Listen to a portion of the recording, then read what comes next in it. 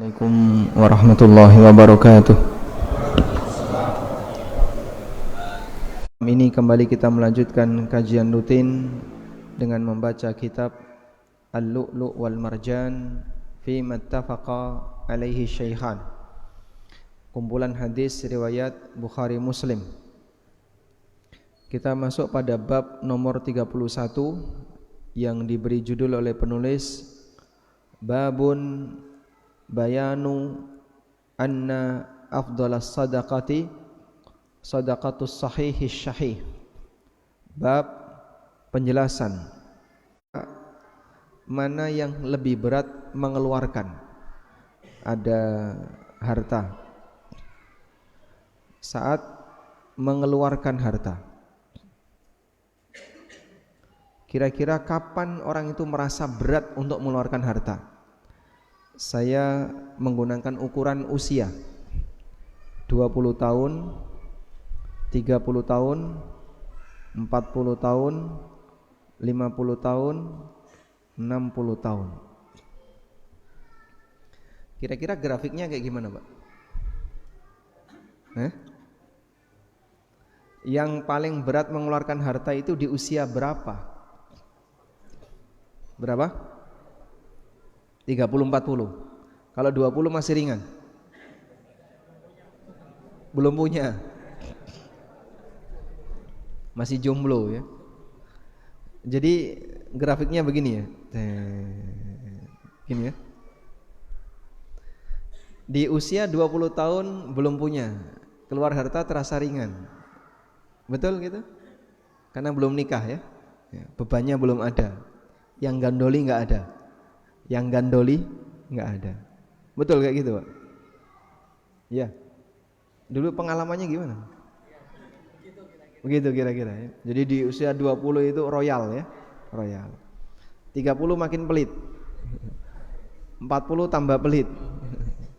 50 pelitnya udah mulai nurun. 60 udah mulai enggak butuh. Nah, seperti itu gambaran yang mau diberikan oleh Nabi sallallahu alaihi wasallam. Hadis Abu Hurairah radhiyallahu anhu. Ja'a rajulun ilan Nabi sallallahu alaihi wasallam. Datang seseorang menghadap Nabi sallallahu alaihi wasallam. Faqala, lalu orang itu mengatakan, "Ya Rasulullah, ayyus sadaqati a'dhamu ajra?" Ya Rasulullah, sedekah seperti apakah yang pahalanya paling besar? Qala, kata Nabi sallallahu alaihi wasallam, anta saddaqa wa anta sahihun syahihun takhshal faqra wa ta'mulul ghina. Engkau bersedekah dalam kondisi ketika kau masih sehat, syahihun, kau pelit untuk mengeluarkan harta. Kenapa? Takhshal faqra, takut miskin. Wa ta'mulul ghina, dan masih punya angan-angan untuk kaya. Sehingga karena dia masih punya harapan, saya masih pingin ke sana, saya masih pingin ke sana, saya masih pingin ke sana, saya masih pingin ini, pingin itu, keinginannya masih banyak. Maka dengan keinginan yang makin banyak itu, yang masih banyak menyebabkan dia berat untuk mengeluarkan harta. Yang punya keinginan banyak itu muda atau tua, Pak? Yang masih muda atau sudah tua? Yang masih muda. Kalau yang sudah tua, keinginannya sudah mulai turun. Sehingga yang masih muda ini, yang masih punya banyak cita-cita, masih pengen ini, pengen ini, pengen ini, di saat itulah berat bagi dia untuk mengeluarkan harta. Sehingga disebut oleh Nabi SAW, sedekah yang paling berat adalah ketika orang itu bersedekah, wa anta sahihun syahihun takhshal faqra wa ta'mulul ghina. Sedekah ketika engkau masih sehat, masih kuat, masih bisa menikmati aneka kenikmatan dunia sehingga keinginannya banyak, syahihun, dan kamu pelit, takhshal faqra, kamu takut untuk jatuh miskin, wa ta'mulul ghina, dan kau berangan-angan untuk mendapatkan kekayaan. Dari sinilah kita bisa lihat bahwa nilai pahala dari amal seorang hamba itu berbanding lurus dengan tantangan. Semakin berat tantangannya, maka nilai pahalanya lebih besar. Dan tantangan ada internal, ada eksternal. Mana yang lebih berat? Mana yang lebih berat? Tantangan internal atau eksternal? Tantangan internal itu apa, Pak? Hawa nafsunya, keinginannya, kemudian harapan dia, dan seterusnya. Tantangan internal berkaitan dengan penghalang yang ada pada dirinya. Kalau tantangan eksternal, tantangan dari lingkungan, tantangan dari keluarga, tantangan dari orang lain, dan seterusnya. Bagaimana kalau kemudian orang mendapatkan kedua tantangan ini? Internal ada tantangan, eksternal ada tantangan. Maka semakin besar nilai pahalanya jika sampai dia berhasil untuk melakukan amal itu. Ada banyak faktor di mana amal itu gagal.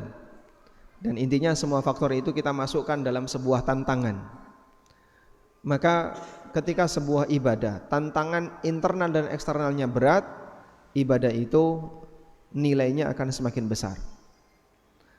Karena itulah Allah Subhanahu wa taala menyebutkan dalam Al-Qur'an tentang kondisi manusia yang diuji oleh Allah Subhanahu wa taala imannya.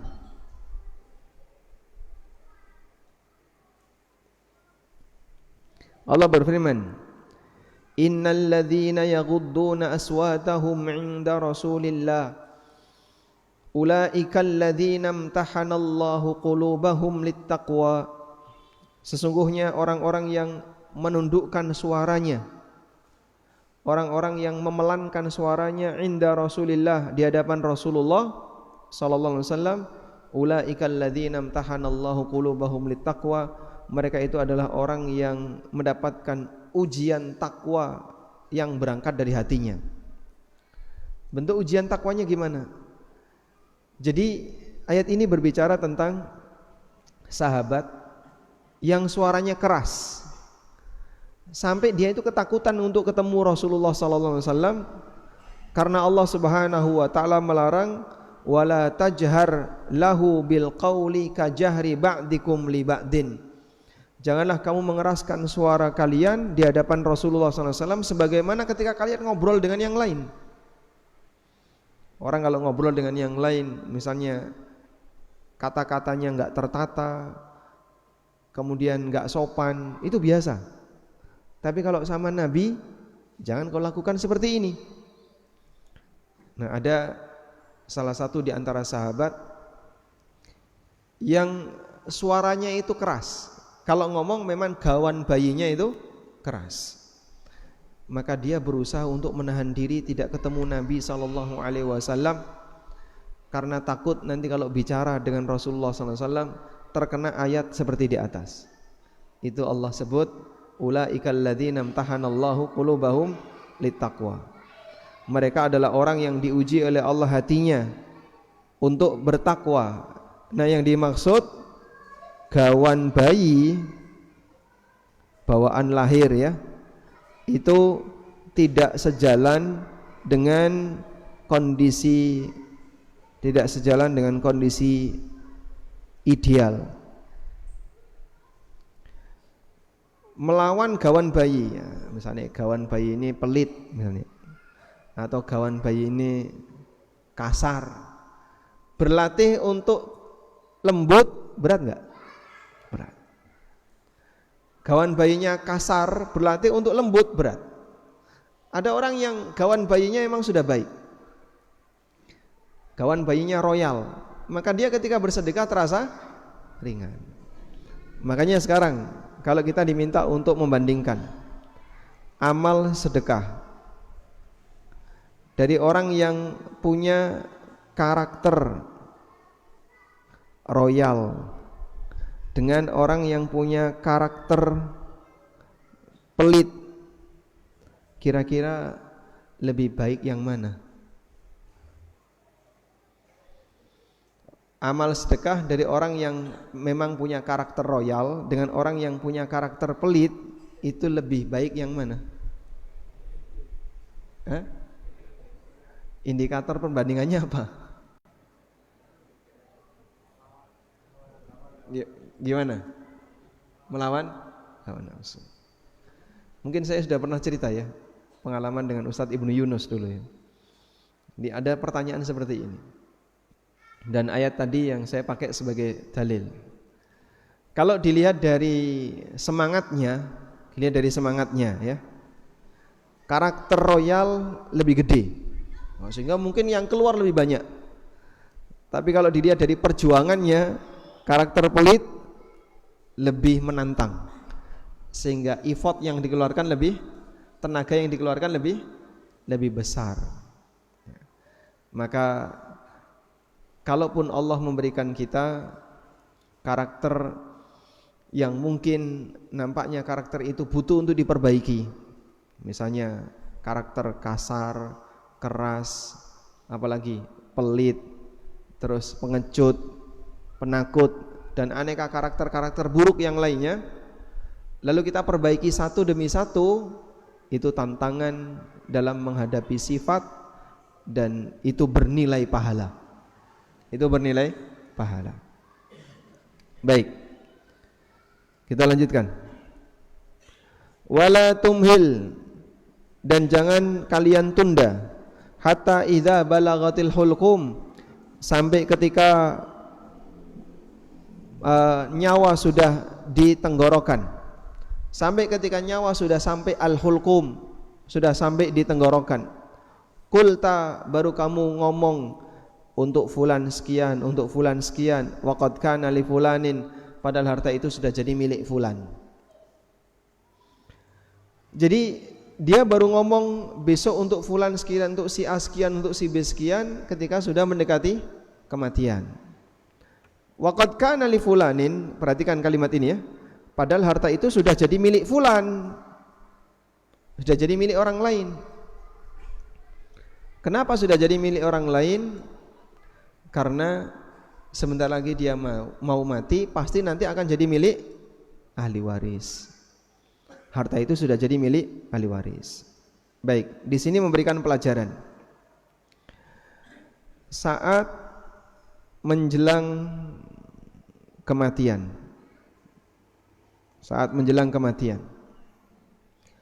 orang mengatakan untuk si A sekian, si B sekian, untuk si A sekian, untuk si B sekian. Kalimat ini dipahami sebagai apa? Wasiat. Dipahami sebagai wasiat. Sudah? Maka kalimat hibah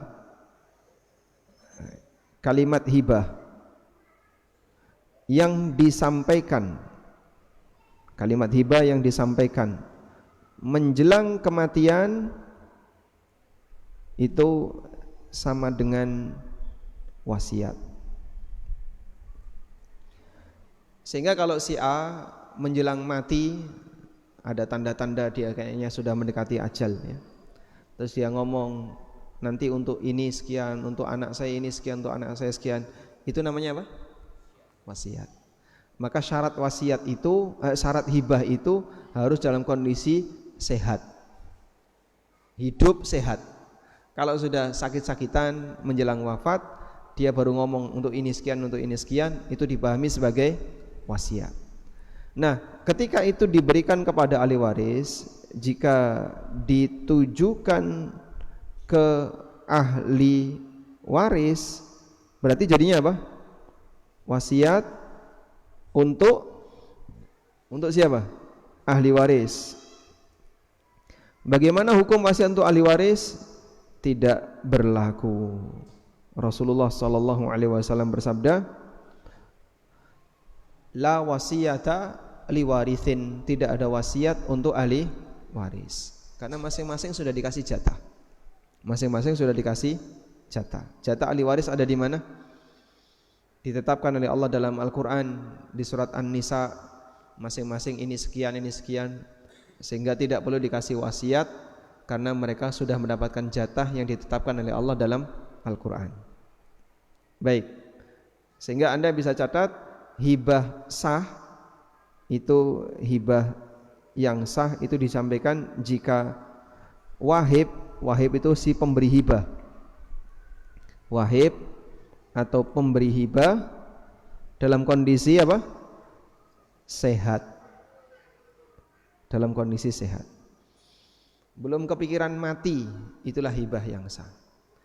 Hibah untuk anak boleh nggak Pak? Boleh, tapi wasiat untuk anak tidak boleh, karena anak itu ahli waris. Baik.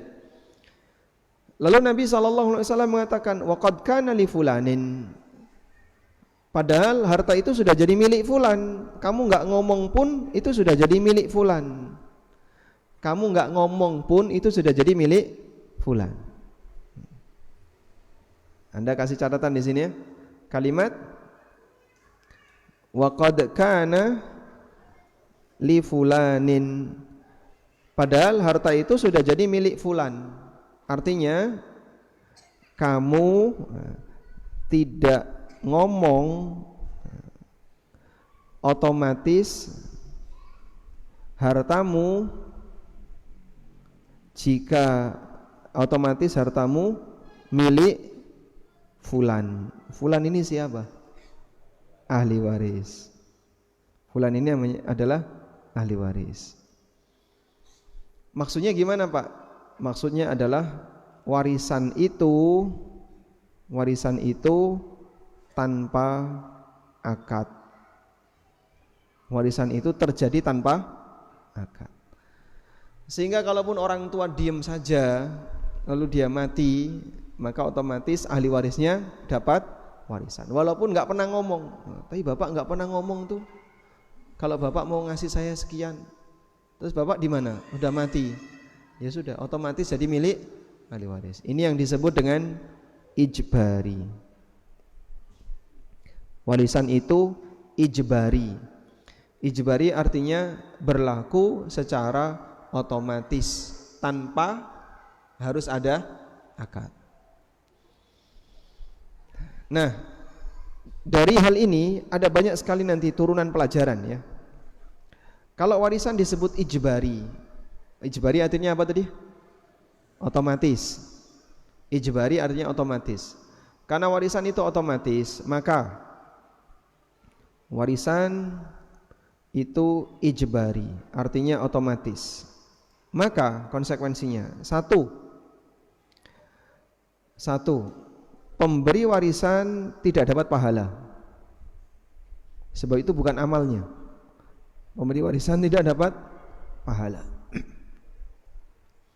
Sehingga kalau orang tua meninggalkan warisan untuk keluarganya, apakah terhitung sedekah untuk keluarga?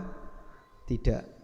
Pemberi warisan nggak dapat pahala, sehingga itu bukan sedekah untuk keluarganya ya. Meskipun jika ada orang yang punya warisan, maka diperintahkan agar jangan menghabiskan hartanya dengan wasiat. Saya serahkan semuanya, akhirnya nol warisannya. Itu tidak boleh. Karena Rasulullah SAW pernah berpesan, li'annaka antadhara warathataka aghniya, engkau meninggalkan ahli warismu dalam kondisi berkecukupan, itu lebih baik daripada engkau biarkan mereka yatakaffafunan nas, meminta-minta kepada masyarakat, ada yang ngasih dan ada yang enggak ngasih, karena enggak ditinggalin warisan. Baik. Namun warisan itu bukan amal, sehingga dia tidak dapat pahala sedekah. Dia bukan amal, maka tidak ada pahala sedekah. Karena itu ada sebuah ungkapan, kalau enggak salah ini perkataan Hasan Al-Basri.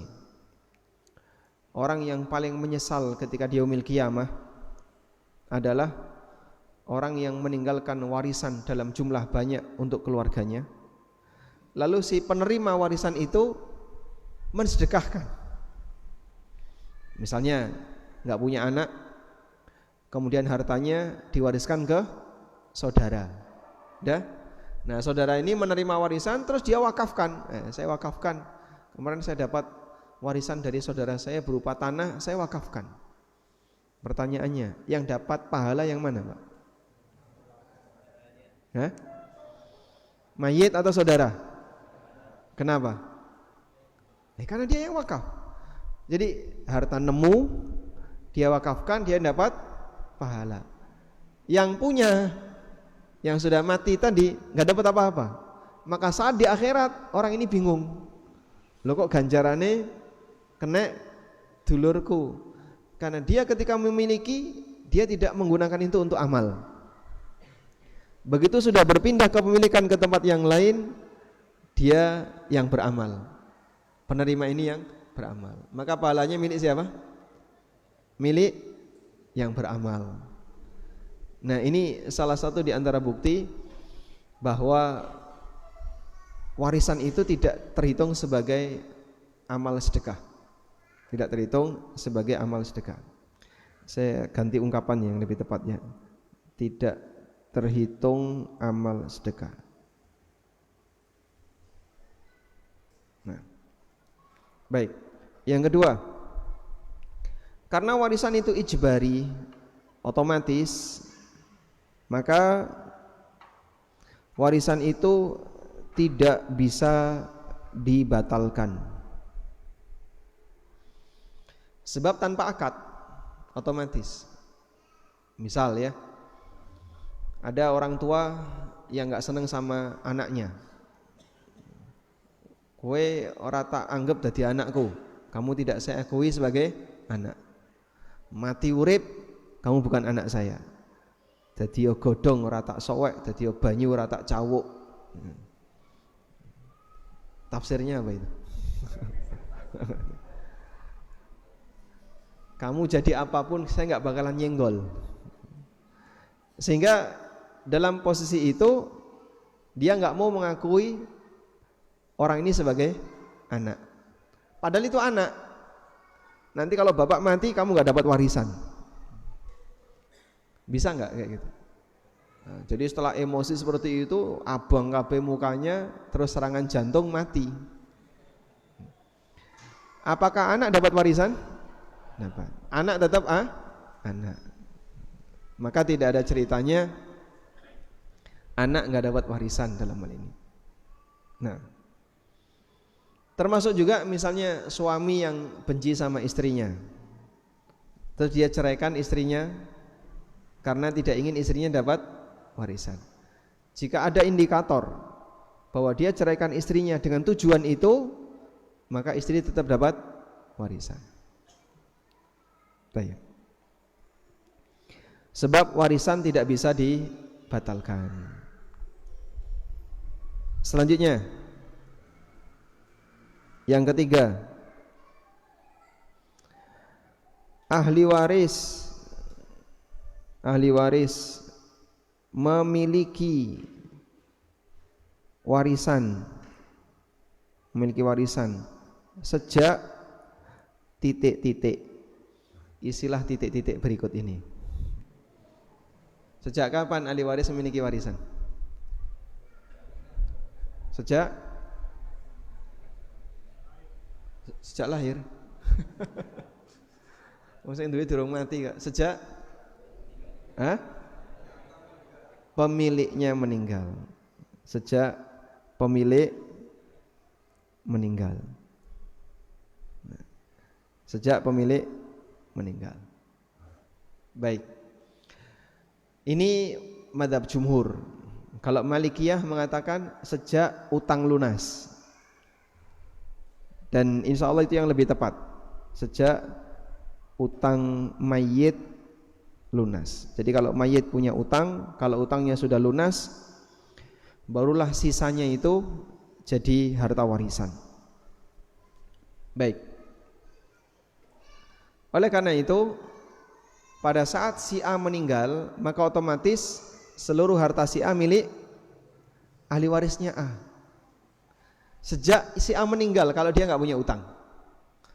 Sejak si A meninggal, jika dia nggak punya utang, maka Selanjutnya, kalau ada istilah menunda bagi waris, berarti yang ditunda apanya ini, Pak? Oh, menunda bagi waris itu nggak boleh. Yang ditunda itu apanya? Yang ditunda itu apanya? Ada istilah menunda bagi waris itu berarti yang ditunda apanya? Serah terimanya. Jadi menunda bagi waris itu ada dua ya. Menunda kepemilikan. Ini tidak mungkin. Nggak ada istilah menunda kepemilikan. Sebab warisan itu Allah yang menetapkan. Begitu mayit mati, begitu pemiliknya mati, otomatis harta pemilik jadi milik ahli waris. Menunda kepemilikan itu nggak ada. Yang ada menunda serah terima. Menunda serah terima. Nah, ini yang mungkin. Pertanyaannya, menunda serah terima ini boleh atau tidak? Menunda serah terima itu boleh atau tidak, Pak? Boleh atau tidak? Nggak boleh. Apa hukum menunda pembagian waris? Sampai ada ceramah ya. Menunda bagi waris itu menyengsarakan mayit. Mayit tidak akan tenang kalau warisan belum dibagikan. Wah, Masya Allah. Berarti mayit di Indonesia nggak ada yang tenang. Karena banyak di Indonesia terjadi penundaan warisan.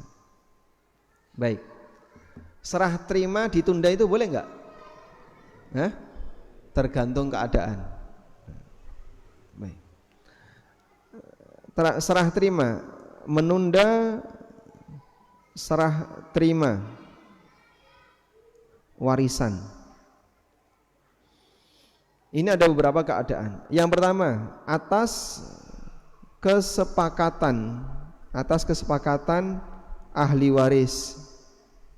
Boleh ini? Boleh. Semua sepakat kok. Udah, ini tanah Bapak kita biarin dulu aja ya. Kita kan belum begitu butuh, biarkan saja. Boleh. Ini menunda atas kesepakatan semua ahli waris. Yang kedua, menunda karena tidak memungkinkan. Karena tidak memungkinkan untuk segera diserahkan. Yang ini banyak sekali. Contohnya apa? Contohnya misalnya tanah, rumah, kita bagi aja, ya wis dipotong kayak kue. Ya kalau mau kayak gitu ya monggo. Omahnya digeraji jadi 3, jadi 4, anak 1, 2, 3, 4. Tidak mungkin. Sehingga butuh proses yang panjang. Maka harus saling menyadari.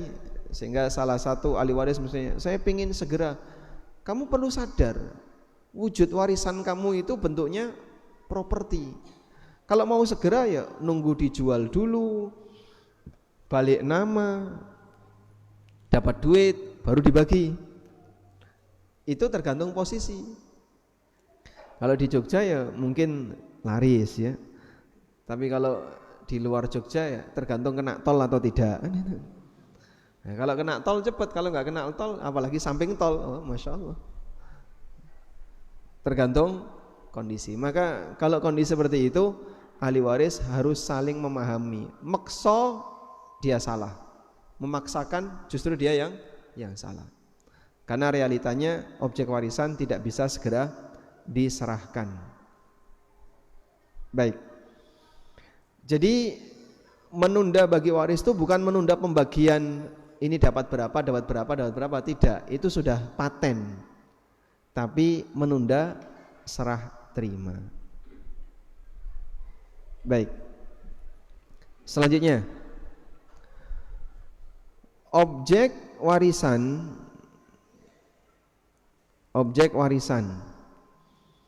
selama belum diserahkan,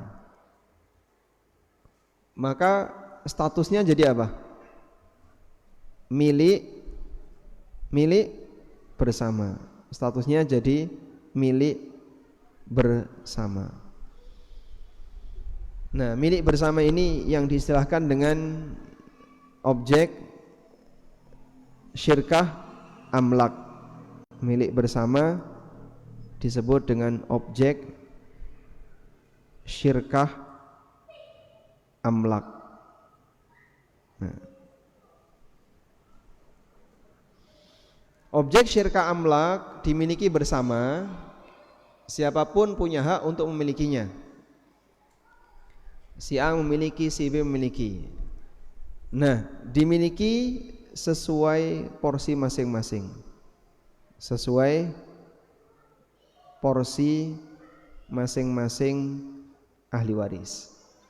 Sehingga anak pertama untuk objek ini punya berapa persen, anak kedua punya berapa persen, anak ketiga punya berapa persen, gitu ya. Misalnya A dan B punya 4 anak, biar gampang baginya laki-laki semua gitu aja ya. D, E, F, G. A meninggal, B dapat berapa? 12,5%, 1/8. Nah, sisanya kan ini ya, ini sisa. Bagi 4, sisanya bagi 4. A hanya punya warisan sebidang tanah, tidak ada yang lain. Nah, 12,5% kasihkan ibu, sisanya bagi 4. Ini bagi 4. Kalau bisa seperti ini ya silahkan. Kalau nggak bisa Pak, karena kenapa nggak bisa? Jalan ada di sini, atau jalannya ada di sini. Jalannya ada di sini. Ini sungai. Pilih arep bagi. Ini sungai, yang ini jalan besar. Oh, bagi kayak gini, Pak. Ya monggo. Lah, yang seperti ini kalaupun mau ditunda silahkan. Tapi kalau mau dipercepat silahkan. Caranya gimana? Pakai metode akuisisi. Akuisisinya saling nyusui. Jadi intinya ini milik berempat. Ini milik berempat. D sampai G. Gitu ya. Terus gimana Pak? Karena semuanya sama, berarti semuanya punya saham berapa? 1/4 dari total ini. Baik, D mau memiliki, maka D bayari. Wes tak bayari. Nilainya berapa? Tak bayari. Itu yang paling gampang. Selama belum dibagi dan belum ditentukan batasannya, maka disebut objek musya. Pernah dengar ini ya? Objek musya itu objek milik bersama yang belum ditetapkan posisi pembagiannya. Contoh objek musya kayak gini. 4 orang urunan 100 juta. Terkumpul 400 juta dipakai beli mobil Innova. Berarti masing-masing punya berapa? 25%. Sudah? Si A mau ngambil, saya mau ngambil jatah saya, ya dipotong sana. Mobilnya potong, ban depan, setir, dashboard, speedo. Bisa? Bisa nggak? Nggak bisa. Nah, satu mobil ini milik bersama, tapi nggak bisa ditentukan. Kamu di bagian mana? Nggak tahu. Pokoknya saya punya 25%. Itu disebut apa? Musya. Itu disebut objek musya. Baik. Nah, objek warisan yang belum dibagi itu namanya objek musya. Nanti kalau menghasilkan, disewakan atau dijual, dibagi sesuai porsi. Kalau orang paham seperti ini, sengketa waris lebih mudah diselesaikan. Sehingga orang yang misalnya minta wis suwe warisannya ora dibagi-bagi, ada dibagi piye bentuke tanah ning pegunungan. didol ora payu, sing manggon ya ora gelem, sehingga hanya bisa dibiarkan. Itu banyak kasus. Maka kalau tidak bisa diuangkan ya hanya bisa didiamkan sebab statusnya masih objek musya. Wallahu a'lam. Baik. Selanjutnya,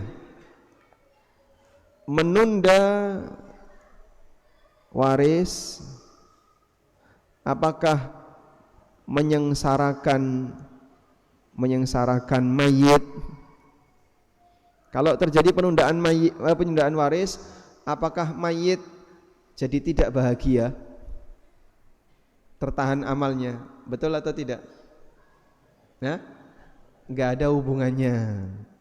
Tidak ada hubungannya. Anggapan sebagian orang, ini warisan kalau enggak dibagi-bagi nanti mayit enggak tenang, menyengsarakan mayit. Ini salah. Loh kok bisa Pak? Ya enggak ada hubungannya. Begitu dia tinggalkan ya sudah selesai. Itu jadi hak milik ahli waris. Kecuali menunda pelunasan utang. Kalau menunda pelunasan utang, nah itulah yang bisa menyengsarakan mayit. Kalau ini mayit sengsara. Nah kadang ada anak yang nggak sopan ya, bapaknya punya utang tapi dia gandoli, nggak mau, nanti kalau tak bayar warisanku kurang. Padahal tadi ya, harta waris belum pindah hak milik jadi warisan jika apa? Utang belum lunas. Maka apabila utang mayit belum dilunasi, tidak halal bagi ahli waris untuk berbagi. Tunggu dulu, tutupi dulu utangnya, baru sisanya dipakai untuk melunasi utang. Wallahu a'lam. Baik, lanjutannya insyaallah akan kita bahas setelah mendengarkan adzan Isya. Wassallallahu ala nabiyyina Muhammadin wa ala alihi wa sahbihi wasallam.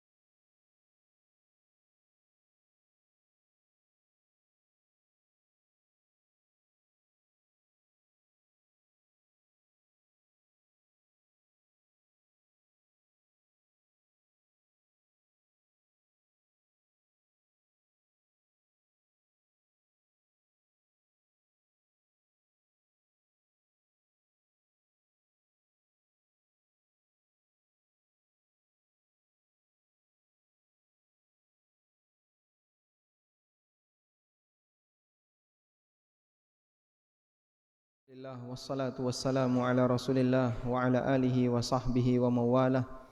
Wa asyhadu an la ilaha illallah wahdahu la syarikalah wa asyhadu anna Muhammadan abduhu wa rasuluh. Ada kasus bagaimana hukum bagi waris sebelumnya harta yang ditinggal mati oleh pemiliknya.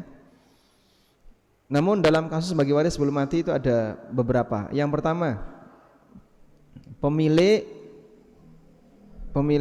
berwasiat untuk ahli waris. Wasiat itu gimana? Wasiat itu pemberian yang digantung dengan kematian. Wasiat adalah pemberian yang digantung dengan kematian. Besok kalau bapak mati, nah itu namanya apa? Wasiat. Itu ciri khas wasiat. Sesuk nek aku wis mati, besok kalau bapak mati, digantung dengan kematian, itu namanya wasiat. Nah, kalau pemberian digantung dengan kematian, so nek aku wis mati, iki kedue awakmu, iki wekmu, iki wekmu, iki wekmu. Itu untuk ahli waris boleh enggak? Tidak. Maka berwasiat untuk ahli waris, pemilik berwasiat untuk ahli waris. Ini wasiat untuk ahli waris tidak berlaku. Tadi sudah kita sebutkan ya. Yang kedua, hibah totalitas untuk ahli waris. Sehingga sang bapak mengumpulkan seluruh anak, istri, dulur-dulure dikumpulkan kabeh. Terus bilang, tanah ini punya kamu, tanah ini punya kamu, tanah ini punya kamu. Baik. Sampai habis. Rumah ini punya kamu. Udah, saya sudah enggak punya apa-apa. Udah habis semuanya, tak kasihkan ke sekalian. Boleh enggak kayak gitu? Boleh atau tidak? Boleh. Hibah totalitas itu boleh. Tapi tadi syaratnya boleh dengan syarat apa? Sehat. Dengan syarat masih sehat. Tapi kalau sudah mepet kematian, nah seperti ini dihukumi wasiat. Kalau sudah mendekati kematian dihukumi wasiat. Baik. Hanya saja terhitung sah hibah itu ada dua ya. Ada pernyataan hibah. Nah, pernyataan hibah ini sebagai akadnya. Dan yang kedua, serah terima.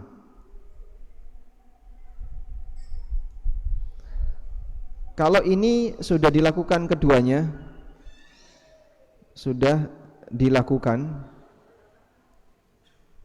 keduanya sudah dilakukan, maka statusnya sah sebagai hibah.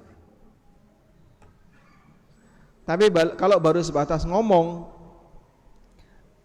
ini punya kamu, sawah itu kamu, ini untuk kamu, untuk kamu. Nanti sertifikatnya setelah bapak mati, itu wasiat. Kalau seperti itu wasiat. Paham ya? Baik. Jadi hibah harus serah terima. Tanah ini kamu, tanah ini kamu, ini sertifikatnya, dah silahkan segera balik nama, mumpung bapak masih sehat. Nah, berarti sudah diserahkan. Sehingga dua ini wajib ada kalau mau jadi hibah yang sah. Selanjutnya, wajib sama rata. Wajib sama. Laki perempuan 1:1. Menurut pendapat yang lebih kuat, meskipun ada khilaf dalam masalah ini. Sehingga beda antara aturan warisan dengan hibah. Kalau warisan 2:1. Kalau hibah 1:1. Oleh karena itu kalau memberikan hibah nilainya wajib sama. tanah ini punya si A, tanah ini punya si B, nilainya harus sama, tidak boleh ada yang beda. Kalau ada yang beda, dolim. Satu dikasih, yang lain nggak dikasih, dolim. Satu dikasih lebih banyak, yang lain lebih sedikit, dolim. Dan Rasulullah SAW menyebut praktek hibah yang tidak adil untuk anak itu dolim. Wajib sama untuk anak. Ini khusus untuk anak ya. Kalau selain anak bebas. Baik. Ini prinsip terkait masalah hibah. Jadi ada beberapa aturan bagaimana hibah yang sah. Nomor 3, fenomena bagi waris sebelum mati yang nomor 3 adalah menjelaskan kepada ahli waris cara benar dalam bagi waris. Jadi misalnya bapak ngumpulin seluruh anak, istri dan saudaranya, ngundang ustadz, tolong ustadz ini keluarga saya, kemudian jalurnya seperti ini, dijelaskan ini anak saya, ini istri saya, ini saudara saya, warisan saya ini, Pak Ustadz tolong jelaskan gimana cara baginya yang benar. Nah, kemudian Ustadz jelasin, selesai, terus bapaknya berkhutbah. Amma ba'du, siapapun anak saya wajib mengikuti cara bagi waris seperti ini jika bapak mati. Siapa yang tidak mau mengikuti cara bagi waris seperti ini nanti akan berhadapan dengan bapak di akhirat. Nah itu anaknya akan nurut. Itu yang dimaksud bagi waris sebelum mati. Jadi sifatnya apa? Hanya menjelaskan. Dan ini yang benar. Ini yang benar. Bisa dipahami ya? Baik, demikian yang bisa kita sampaikan, semoga bermanfaat. Wassallallahu ala nabiyyina Muhammadin wa ala alihi wa sahbihi wasallam. Wa akhiru da'wana alhamdulillahi rabbil alamin. Wassalamualaikum warahmatullahi wabarakatuh.